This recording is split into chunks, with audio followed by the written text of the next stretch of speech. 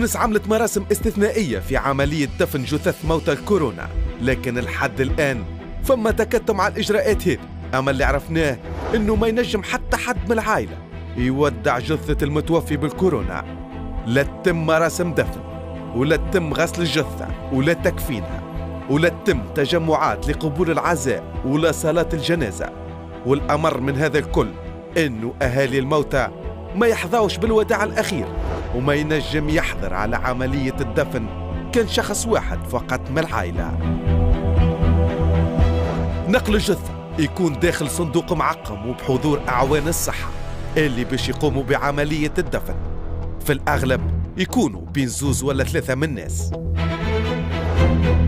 الأعوان اللي باش يتولوا نقل الجثة للدفن يلزم يخضعوا لوقاية كاملة تجنبا للعدوى. لبسة خاصة، السيارة تكون معقمة، وأول ما يوصلوا للمكان اللي باش يتم فيه الدفن يلقاو تراكس ديجا حفرة قبر يوصل عمقه لأكثر من 2 متر. غادي يتم إنزال الجثة بالتابوت متاعها باستعمال الحبل تفاديا للعدوى، ومن بعد التراكس هي تتكفل بردم الجثة. خرجناه من المورج، عبيناه في ساك كحله وعبوه بدبشه كيما هو، كيما هزينا للسبيطار اول ليل، تعبى كيما هو بدبشه، لا تغسل لا تكفن، لا خلونا نروحوا به اصل الدار ولا حتى حد يقرب له. كان واحد بركه من العائله واللي هو هنا، تهبطوه من الكهرباء وهزين عبوه في التراكس حتى يكشي وصلوا للقبر وهبطوه بالحبال الصندوق وبكله. لا صلينا عليه صلاه جنازه، لا تغسل لا حتى شيء.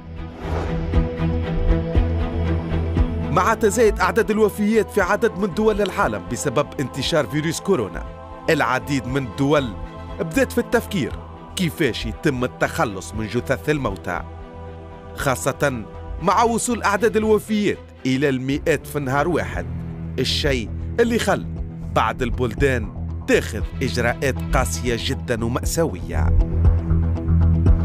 الصين اتجهت لحرق جثث ضحايا فيروس كورونا، أما عملية الحرق تتم بالقرب من مكان وفاتهم.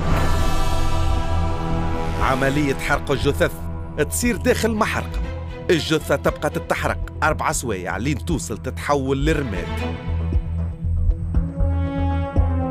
الرماد يتحط في حاجة مسكرة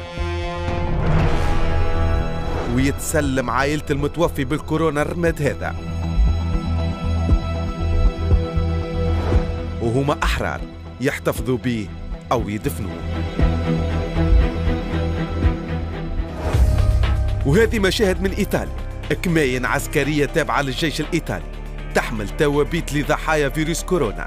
لهنا فما قرابة 70 جثة في اتجاهها إلى الحرق الجماعي. إيطاليا اللي تعدى عدد الوفيات خلال 24 ساعة الأكثر من 600 ضحية، وبما أنها ما عادش لاقية أماكن لدفن الضحايا فإنها التجأت إلى حرق الجثث في مشهد مأساوي ما عاشتوش إيطاليا منذ عقود. إيران اللي عدد الوفيات وصل ل 2234 وفاة.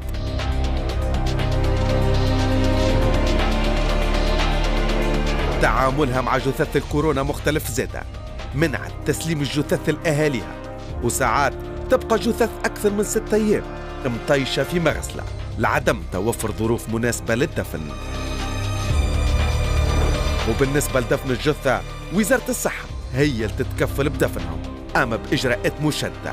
الجثث تتلف بغطاء بلاستيك وتتدفن في حفرة عميقة برشا توصل فوق 5 متر، وممنوع منعا باتا حضور أي واحد من عائلات الضحايا.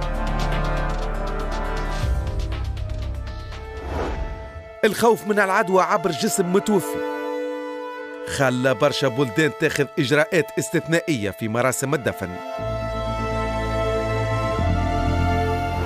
الفيروس اللي خلى الناس اليوم تودع أقاربهم من غير لا عزاء ولا غسل ولا صلاة جنازة ولا حتى نظرة وداع أخيرة.